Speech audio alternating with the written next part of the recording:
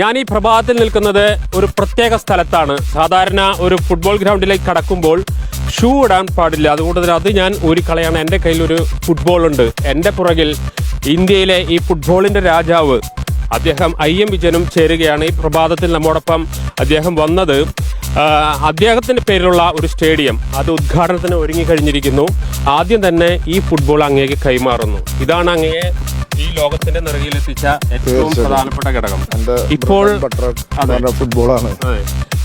താങ്കളുടെ പേരിൽ ഇപ്പോൾ തൃശ്ശൂർ വലിയൊരു നന്ദി സൂചകമായി ഈ രാജ്യത്തിന് അങ്ങ് നൽകിയ ആ സംഭാവനയ്ക്ക് നന്ദി സൂചകമായിട്ട് ഒരു സ്റ്റേഡിയം എന്തു തോന്നുന്നു?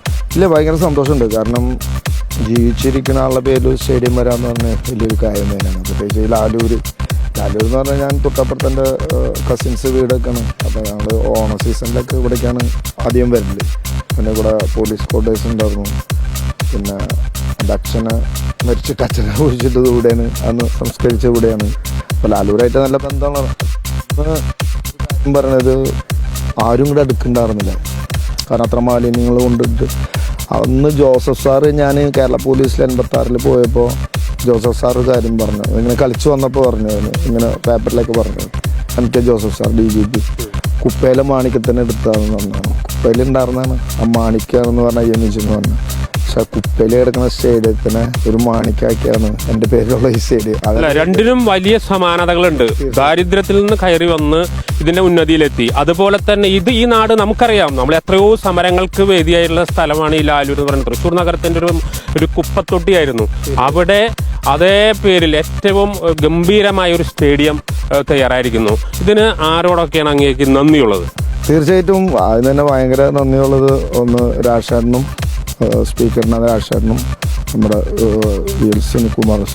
സുനേട്ടനോട് മന്ത്രി VS സുനിൽകുമാർ കൃഷി മന്ത്രിയാണ്. അവരാ രണ്ടുപേരാണ് എൻ്റെ പേര് നോമിനേറ്റ് ചെയ്തത്. അവിടെ നോമിനേറ്റ് ഈ പേര് തന്നെ വേണം, IM വിജയൻ എന്നുള്ള പേര് വേണം, ഈ സ്റ്റേഡിയത്തിന് ഈ സ്പോർട്സ് കോംപ്ലക്സിന് ഈ പേര് തന്നെ വേണം എന്ന് പറഞ്ഞപ്പോൾ അതെന്നെ വിളിച്ച് പറയുകയും ചെയ്തു.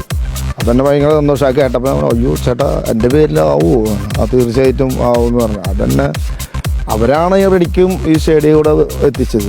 അല്ലപ്പോൾ അവർ വേണ്ടാന്ന് പറഞ്ഞ് നോക്കി കുറേ എതിർപ്പുകളുണ്ടായിരുന്നു. അതിനൊക്കെ തരണം ചെയ്തിട്ട് വന്നിട്ടുള്ളതാണ്. പക്ഷേ അതിൻ്റെ 3-ാം തീയതി നമ്മളതിനെ അടിച്ചു പൊളിക്കും. എന്തൊക്കെ സംവിധാനങ്ങൾ ഇവിടെ ഒരുക്കിയിരിക്കുന്നത്? ഇപ്പോൾ ഒരു ഗ്രൗണ്ട്, ഫുട്ബോൾ ഗ്രൗണ്ട് ഉണ്ട്. മറ്റെന്തൊക്കെയാണ് ഇതിൻ്റെ ഭാഗമായിട്ട്? ഇല്ല, അവിടെ വലിയ ഇൻഡോർ സ്റ്റേഡിയം 10,000 പേർക്ക് ഇരിക്കാൻ പറ്റുന്ന ഇൻഡോർ സ്റ്റേഡിയം. ആ ഇൻഡോർ സ്റ്റേഡിയത്തിൽ എന്താണെന്ന് വെച്ച് കഴിഞ്ഞാൽ എല്ലാ ഇവൻറ്റും ഉണ്ട്. എല്ലാ ഇവൻറ്റും തന്നെ ബാസ്കറ്റ് ബോൾ കളിക്കാം, വോളിബോൾ കളിക്കാം, ഷട്ടിൽ കളിക്കാം, ഹാൻഡ് ബോൾ കളിക്കാം. അങ്ങനത്തെ ഒരു 10,000 പേർക്ക് ഇരിക്കാൻ പറ്റുന്നൊരു ഇതാണ്.